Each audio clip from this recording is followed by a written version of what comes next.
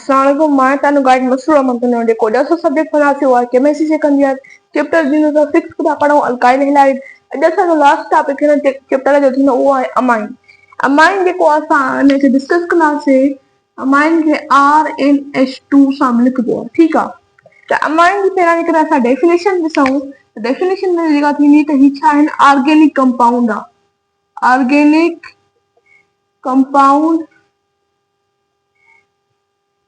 which contain nitrogen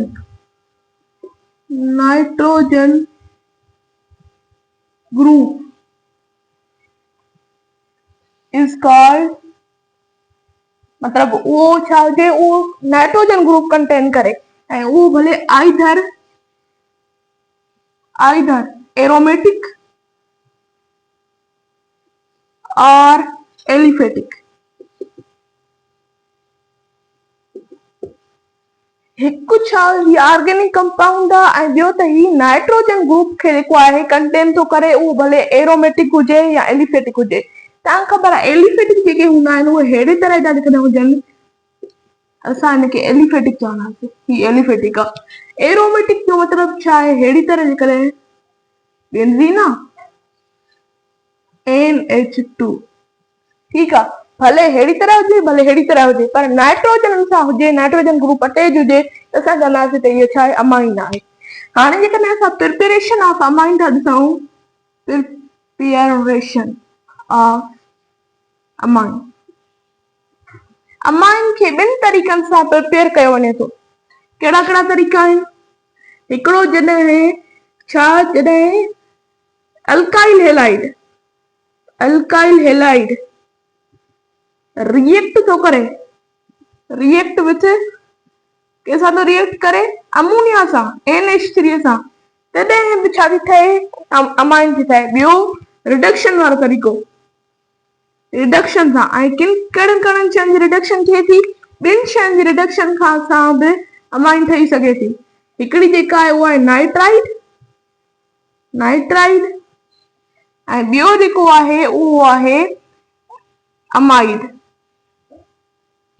ठीक है nitride amide हाणे इहे ॿई तरीक़ा सां पढ़ूं था पहिरियां अल्काइल हेलाइड जॾहिं रिएक्ट थी करे कंहिंसां अमोनिया सां तॾहिं कीअं थी ठहे तव्हां थोरो ॾिसो हीअ आहे मां अल्काइल हेलाइड जो को मिसाल खणी सघां थो मां मिथाइल आयोडाइड जो खणां उहा थी रिएक्ट करे अमोनिया सां NH3 सां छा थो ठहे हीअ जेका CH3 आहे हाणे इन मां ॾिसो CH3 साॻी हाणे NH3 आहे न इन जो हिकिड़ो हाइड्रोजन वञी आयोडीन सां गॾिजे ऐं हाइड्रोजन आयोडाइड थो ठाहे यानी अहिड़ी तरह CH2 NH2 सॉरी ईअं न थींदो CH3 NH3 जो जेको हिकु मॉलिक्यूल आहे इहो आयोडीन सां गॾिजी हाइड्रोजन आयोडाइड ठाहींदो त इहो छा ठहींदो CH3 NH2 ऐं ॿियो ई प्लस में छा ठहींदो हाइड्रोजन आयोडाइड ऐं ही छा आहे हीअ आहे प्राइमरी अमाइन तव्हांखे ख़बर आहे कीअं हूंदी आहे ऐं जेकॾहिं न आहे ख़बर तव्हां तव्हांखे ॿुधाए थी छॾियां प्राइमरी यानी 1 डिग्री वारी अमाइन 2 डिग्री वारी अमाइन 3 डिग्री वारी अमाइन तव्हां कीअं था सुञाणे सघो जेकॾहिं प्राइमरी अमाइन हूंदी त उन वटि छा हूंदा 2 हाइड्रोजन हूंदा सेकेंडरी हूंदी त 1 हाइड्रोजन हूंदो ऐं टर्शरी हूंदी त 0 हाइड्रोजन हूंदो तव्हां अहिड़ी तरह बि सुञाणे सघो था 0 हाइड्रोजन ठीक आहे तव्हां अहिड़ी तरह प्राइमरी सेकेंडरी टर्शरी अमाइन जी सुञाणप करे सघो था वरी जॾहिं ही primary amine CH3 NH2 react थी करे वराए साॻियो ई मिथाइल आयोडाइड सां त वरी छा थो थिए वरी ही जेको NH2 आहे इहो त साॻियो ई थो रहे हाणे ॾिसो छा थो थिए CH3 CH2 CH3 NH ठीक आहे NH यानी हिकिड़ो हाइड्रोजन वरी निकिरी वियो ऐं इहो वञी हाइड्रोजन सां गॾिजो यानी हाइड्रोजन आयोडाइड ठही वियो ऐं हीअ छा ठहे हीअ ठहे सेकेंडरी अमाइन हाणे सेकेंडरी अमाइन जॾहिं CH3 NH ऐं CH3 रिएक्ट थी करे वराए मिथाइल आयोडाइड सां त हाणे छा थी ठहे टर्शरी अमाइन थी ठहे ठीक आहे टर्शरी अमाइन कीअं हूंदी जंहिंमें 0 हाइड्रोजन हुजे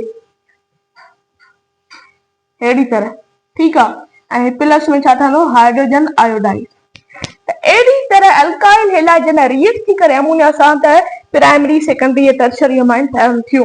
इहो असां तरीक़ो ॾिठो से। रिडक्शन वारो तरीक़ो कीअं आहे? पहिरां नाइट्राइड वारो असां तरीक़ो ॾिसूं त CH3H triple bond C H triple bond C। हाणे इहे छा था कनि? कैटालिस्ट जी मौजूदगी में छा थींदो? ये रिएक्ट कैसा था कनि? पहिरियां कैटालिस्ट वो डिस्कस कयूं था। ये रिएक्ट था कनि हाइड्रोजन सां पर हाइड्रोजन जा 4 मॉलिक्यूल इक्वेशन के बैलेंस करण जे लाइ मां लिखी छॾियां हींअर। ऐं इहो कैटालिस्ट कहिड़ो हूंदो आहे? कैटालिस्ट जेको इस्तेमालु थो थिए उहो थो थिए लिथियम एल्यूमिनियम टेट्राहाइड्राइड। ठीक है, लिथियम एल्यूमिनियम टेट्राहाइड्राइड। हाणे ही ॾिसो, ही जेको ट्रिपल बॉन्ड आहे इहो ब्रेक थो थिए, 2 हाइड्रोजन अची H सां कनेक्ट था थियनि ऐं जेके 2 हाइड्रोजन आहिनि उहे हिन सां कनेक्ट था थियनि NH2 सां।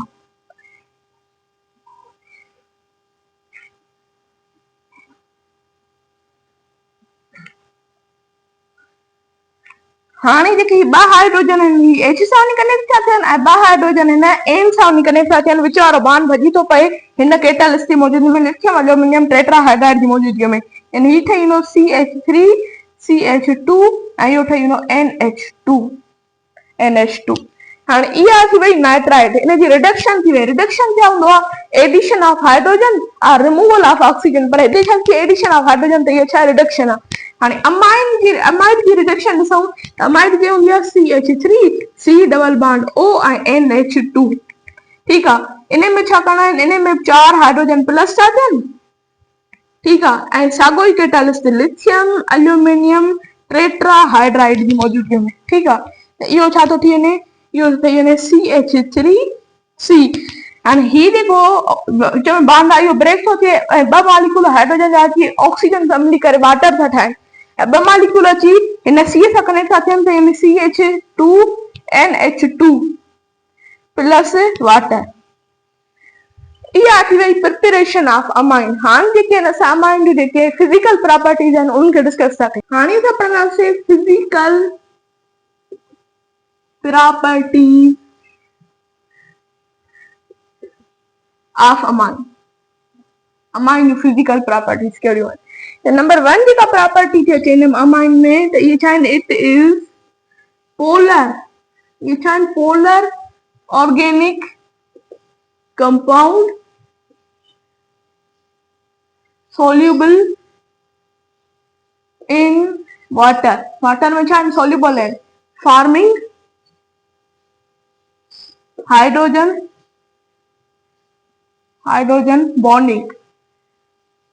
बॉन्डिंग फॉर्म कनि था ऐं उन खां अलावा soluble in वाटर में पोलर ऑर्गेनिक कंपाउंड आहिनि, इन करे soluble आहिनि। ठीकु आहे, जेकॾहिं मां ॾिसां थो त हिननि जे अंदरि जेको ऑर्डर थिए थो उहो प्राइमरी अमाइन, पोइ अचे थो सेकेंडरी अमाइन, उन खां अचे थो टर्शरी अमाइन। इहे जेके आहिनि इहो ऑर्डर थिए थो। ठीकु आहे, प्राइमरी अमाइन वधीक आहिनि सेकेंडरी अमाइन खां ऐं उहे वधीक आहिनि टर्शरी अमाइन खां। Decrease with increase non-polar part and solubility घटि थींदी वेंदी ऐं जॾहिं नॉन पोलर पार्ट वधंदो वेंदो त यानी R खुटे थी ऐं solubility बि खुटे थी। ठीकु आहे, solubility R वधे थी त solubility खुटे थी, इहो अथव। ऐं उन खां अलावा जेकॾहिं ऑर्डर मां ॾिसां त प्राइमरी, पोइ सेकेंडरी, पोइ टर्शरी, उन खां पोइ ही बेंज़ीन कनेक्ट अमाइन NH2। इहो ऑर्डर अथव। हिन जी सॉल्युबिलिटी घणी हूंदी? हिन जी थोरी घटि, हिन जी थोरी घटि, हिननि जी घणी घटि, छाकाणि त ही छा आहिनि? हे एरोमेटिक कंपाउंड्स में था अचनि। ठीकु आहे, त उन खां अलावा हिन में जेकॾहिं मां ॾिसां त बॉइलिंग पॉइंट ऑफ अमाइन जेका आहे, boiling point of amine high आहे कंहिंजे बनस्बत? अल्कीन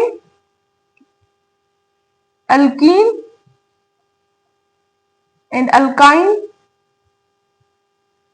ऐं ॿियो छाजे? ॿियो अल्काइल हेलाइड जे। हिननि जी बॉइलिंग पॉइंट तमामु घणी आहे हिननि जे बनस्बत। ठीकु आहे, हिननि सभिनी जे बनस्बत। उन खां अलावा मां रिएक्टिविटी ऑर्डर थो ॾिसां अमाइन जो। रिएक्टिविटी ऑर्डर जेको आहे उहो डिपेंड थो करे कंहिं ते? डिपेंड आर आर ते डिपेंड तो करे। यानी मां लिखां मिथाइल अमाइन, इथाइल अमाइन, थाइल अमाइन, प्रोपाइल अमाइन। ठीक है, इन्हनि सभिनी मां रिएक्टिविटी आर्डर जेको घणो हूंदो उहो मिथाइल अमाइन जो घणो हूंदो। ठीकु आहे, ऐं उन खां अलावा हिकिड़ी ॿी ॻाल्हि तव्हांखे ॿुधाईंदो, मिथाइल अमाइन सिर्फ़ु हिकिड़ी गैस आहे, ऐं उन खां सवाइ जेके बि ॿियूं अची थियूं वञनि, ethyl amine, propyl amine, butyl amine, pentyl amine, hexyl amine, इहे सभु लिक्विड में थियूं अचनि। ठीकु आहे, हाणे अचे थी बेसिसिटी। बेसिसिटी छा आहे? बेसिक कैरेक्टर आहे। थोरो हिनखे क्लियर करियो। Basicity are basic character.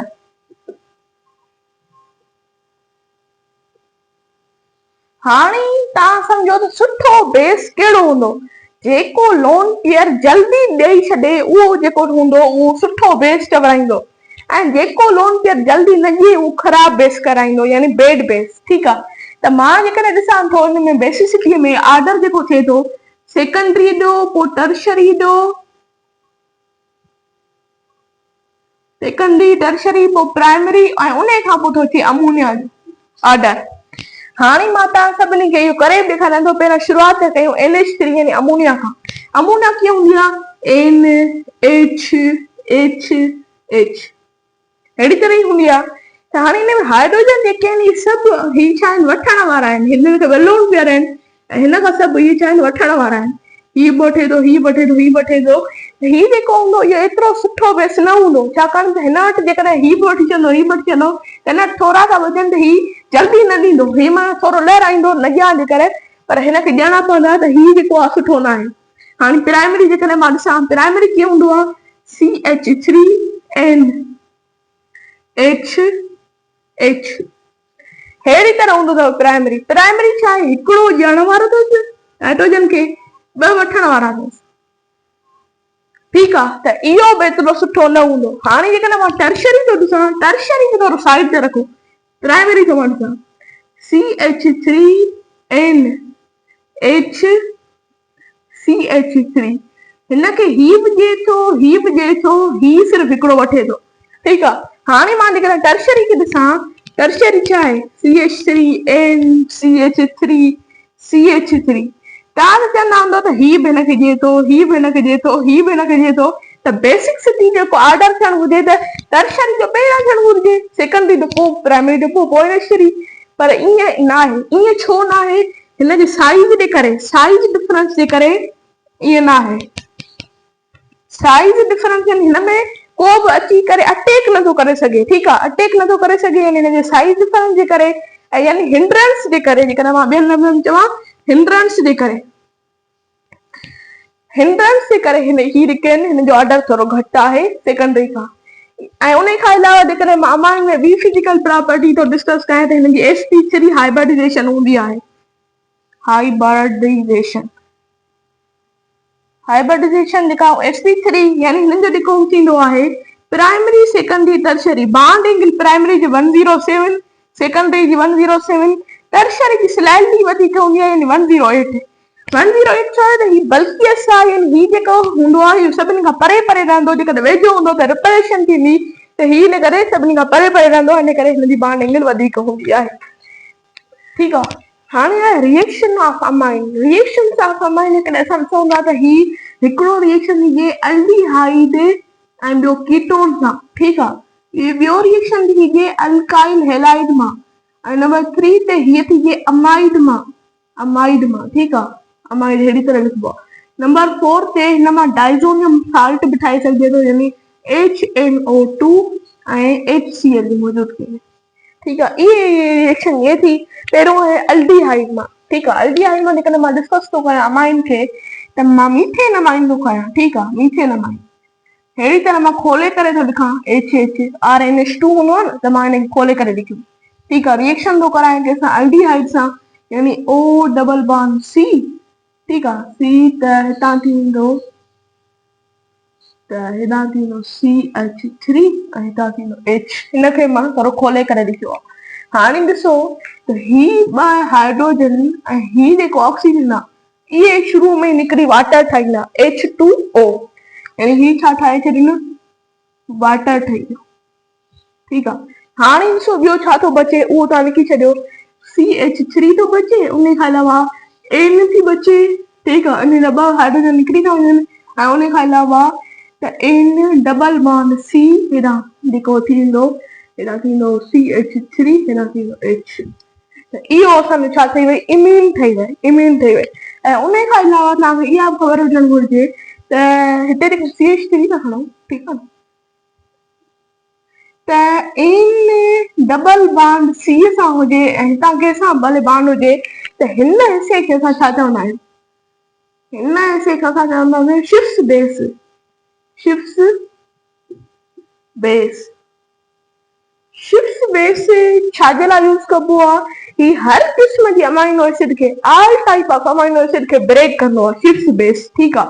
लेकिन तव्हांखे अगरि पुछे त शिफ्स बेस छा आहे, N यानी नाइट्रोजन डबल बॉन्ड C, ठीकु आहे, इहो तव्हांखे ॿुधायो। ऐं उन खां अलावा जेकॾहिं मां तव्हांखे ही थी वियो त मां ॾिनमि हिकिड़ो मिसाल, हाणे जेकॾहिं मां ॿियो हिकिड़ो मिसाल तव्हांखे ॾियां इन जो ई एल्डिहाइड जो, CH3 NHH plus O double bond C, हेॾां CH3, हेॾां CH3, हीअ आहे प्रोपेनॉल, ठीकु आहे। हाणे ॾिसो हिन में छा थो थिए, हिन में बि इहो साॻियो ई थींदो, ॿ हाइड्रोजन ऐं हिकिड़ो ऑक्सीजन निकिरी करे वाटर ठाहींदा, त पहिरां उहो करे छॾियो इहो रिएक्शन, हीअ ठही वियो वाटर। पोइ ॾिसो CH3N, CH3N, उन खां अलावा हिते छा बचियो, डबल बॉन्ड C, हेॾां CH3, हेॾां CH3, हीअ बि इमीन ठही वियो, ठीकु आहे। उन खां अलावा जेकॾहिं मां कीटोन सां ॾिसां रिएक्शन कीअं थी करे, कीटोन सां, कीटोन कीअं, साॻी तरीक़े सां मिथाइल अमाइन थो खणा, हेॾां सॉरी ईअं करे, हितां N, हेॾां HH, ठीकु आहे, प्लस थो कयां कंहिंसां O डबल बॉन्ड C, हेॾां CH3, हेॾां H, अहिड़ी तरह हूंदो आहे। त मां ॾिसां थो त हिते बि ईअं थो थिए, ॿ हाइड्रोजन ऐं हिकु ऑक्सीजन निकिरी करे वाटर था ठाहिनि, ऐं बाक़ी बक़ाया साॻियो ई तव्हां लिखो, हिकिड़ो वाटर ठही वियो, ऐं उन खां अलावा CH3N, ठीकु आहे, N, ऐं उन खां अलावा हिते डबल बॉन्ड C, हेॾां CH3, हेॾां H, हीअ बि इमीन ठही वई। इहे थी एल्डिहाइड सां जा रिएक्शन। हाणे जेकॾहिं मां अल्काइल हैलाइड सां हुन जा रिएक्शन ॾिसां त मां थोरो हिते लाइन पायां, हाणे अल्काइल हैलाइड सां नंबर 2 ॾिसां, ही नंबर 1 थी वियो। अल्काइल हैलाइड सां त RNH2, रिएक्शन कंहिंसां कराए अल्काइल हैलाइड सां RH सां, हिते माइनस हिते प्लस, ठीकु आहे। हाणे ॾिसो छा थो थिए, हाणे हिकिड़ी H हाइड्रोजन ऐं ही हेलोजन, इहे निकिरी करे छा था ठाहिनि, इहे अहिड़ी तरह थी थो वञे HX,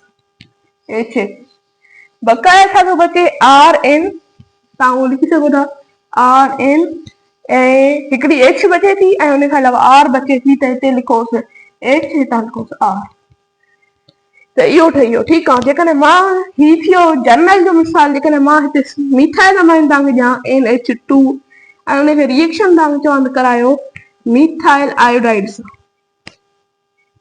हाणे छा थींदो, साॻी तरह हिकिड़ी हाइड्रोजन आयोडीन निकिरी वेंदा ऐं छा ठही वेंदो, हाइड्रोजन आयोडाइड ठही वेंदो, प्लस CH3N, CH3NH, ऐं हितां छा अची वियो, मिथाइल, ठीकु आहे, अहिड़ी तरह ठही वियो। त इहा थी वई कंहिंसां, अल्काइल हैलाइड सां। हाणे असां ॾिसंदासीं अमाइड सां कहिड़ी रिएक्शन करे। हाणे हिननि ॿिन्ही सां थी वियो, हाणे अमाइड सां त असां करे ॾिसूं त अमोनिया जो, त ही थी वियो मिथाइल अमाइन NH2, इन सां करायूं कंहिंसां RC डबल बॉन्ड O, ऐं ॿियो त मां करायो CH3 सां, ठीकु आहे, CH3 में CH3 डबल बॉन्ड O ऐं उन खां अलावा Cl सां, ठीकु आहे। त इन में छा थो थिए, हिन में तव्हां ॾिसो हिकिड़ी HbCl निकिरी था वञनि, छा ठही वियो, HCl ठही वियो। उन खां अलावा ही ठही वियो साॻियो ई लिखिबो, त ही छा थी वियो CH3, ऐं ही थी वियो N, हितां थी वियो H, NH, हेॾां थी वियो छा थी वियो O, ठीकु आहे। त ही थी वियो डबल बॉन्ड C, ऐं उन खां अलावा हिते थी वियो CH3। ठीकु आहे, अहिड़ी तरह ठही वेंदो। ऐं उन खां अलावा जेकॾहिं मां डाइज़ोनियम साल्ट, हीअ आहे डाइज़ोनियम साल्ट, डाइज़ोनियम साल्ट। डाइज़ोनियम साल्ट छा आहे, इन जे मतिलबु तव्हां एप्लीकेशन, मतिलबु तव्हां ख़बर हुजणु घुरिजे जेकॾहिं हीअ डाइज़ोनियम साल्ट न हुजे हा त असां सुठा सुठा कपिड़ा न पाए सघूं हा, छाकाणि त जेके सुठा सुठा कपिड़ा हूंदा आहिनि उन ते कलर चढ़ियल हूंदा आहिनि, त डाइज़ोनियम साल्ट पहिरियां उनखे लॻायो वेंदो आहे त जीअं उहे कलर उन्हनि जा कॾहिं बि न लहनि। त इहो इन जी तमामु घणी वॾी एप्लीकेशन आहे, मेडिकल इंडस्ट्री में बि आहे ऐं उन खां अलावा इन में असांजे कपिड़नि वग़ैरह में बि आहे। ऐं उन खां अलावा जेकॾहिं मां इन वक़्तु ॾिसां थो त हीउ छा आहे HNO2, इहो छा आहे फास्फोरस एसिड। लेकिन HNO3 हुजे हा त फास्फोरिक एसिड ऐं HCl जी मौजूदगीअ में न कराइबो। लेकिन इन HCl जी मौजूदगीअ में असां नथा करायूं त ॾिसूं था त असांखे प्रोडक्ट छा थी मिले। हिकिड़ो एक्सपेरिमेंट था कयूं त HNO2, ठीकु आहे, हिनखे रिएक्शन करायूं त असां CH3N हितां बि H हितां H। हे मां थोरो ईअं करे लिखियो त जीअं तव्हांखे सम्झण में आसानी थिए। ठीकु आहे, त हीउ छा थो ठाहे तव्हां ॾिसिजो। हाणे ॾिसो, हिकिड़ी H, ॿी H ऐं हिकिड़ी ऑक्सीजन, हिते ॿ ऑक्सीजन आहिनि। ठीकु आहे, हिकिड़ी ऑक्सीजन ऐं ॿ H मिली करे वाटर ठही वियो। हाणे हिते छा बची, हिकिड़ी ऑक्सीजन बची। न सम्झो, हिकिड़ी ऑक्सीजन हिते बची ऐं उन खां अलावा त हीउ नाइट्रोजन मिली करे नाइट्रोजन एटम ठही वियो। ठीकु आहे, N2 ठही वियो। ऐं उन खां अलावा त ही CH3, ठीकु आहे, बचियो, ॿियो ही H बचियो, ॿियो ही O बचियो। त CH3O ऐं हीअ H, त ही अल्कोहल ठही वियो।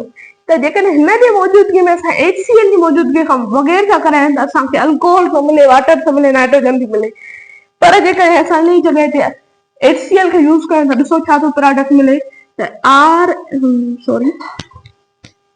RnH2 खे रिएक्शन कंहिंसां कराईंदासीं, डाइज़ोनियम साल्ट सां, यानी HNO2 सां, कंहिंजी मौजूदगीअ में HCl जी मौजूदगीअ में टेम्परेचर 10 to 20 डिग्री सेंटीग्रेड खणबो आहे। ठीकु आहे, ऐं उन खां अलावा हाणे तव्हां ॾिसो था, हिते हिकिड़ी H, हिते ॿी H, ठीकु आहे, हिते ॿ Hूं ॿियूं त थी वियो 4 H, हिते ॿ ऑक्सीजन, त ॿ ऑक्सीजन ऐं 4 हाइड्रोजन मिली करे ॿ वाटर जा मॉलिक्यूल थियूं ठाहिनि। ठीकु आहे, हाणे छा बचो, हिते R बची, लिखो R। उन खां अलावा हिते H बची, N बची, H न पर N बची, ऐं उन खां अलावा ऑक्सीजन बची, ऑक्सीजन पई हले। त हिते R N, हाणे N छा थी करे, 4 बॉन्ड थी ठाहे N सां। हाणे इन ते थी वञे प्लस चार्ज। हाणे प्लस छो थी अची वञे, हिन वटि कैपेसिटी आहे 3 बॉन्ड ठाहिण जी, पर हीअ 4 थी ठाहे त प्लस, जेकॾहिं 2 ठाहे हा त माइनस अची वञे हा। ऐं उन खां अलावा हीअ Cl बची, Cl माइनस। हाणे ॾिसो त इहो ई त आहे डाइज़ोनियम साल्ट। ही डाइज़ोनियम आयन ठही आहे, ऐं डाइज़ोनियम साल्ट कीअं हूंदो आहे, Rn2x। ही डाइज़ोनियम साल्ट अथव, या हिनखे असां हिते हीअं बि लिखी सघंदा Rn2Cl। ठीकु आहे, अहिड़ी तरह डाइज़ोनियम साल्ट ठहंदो आहे। इहे थी रिएक्शन ऑफ अमाइन। जेकॾहिं मुंहिंजो तव्हांखे लेक्चर पसंदि आहे त मुंहिंजे लेक्चर खे ज़रूरु लाइक कयो, मुंहिंजे चैनल खे ज़रूरु सब्सक्राइब कयो। अल्लाह हाफ़िज़।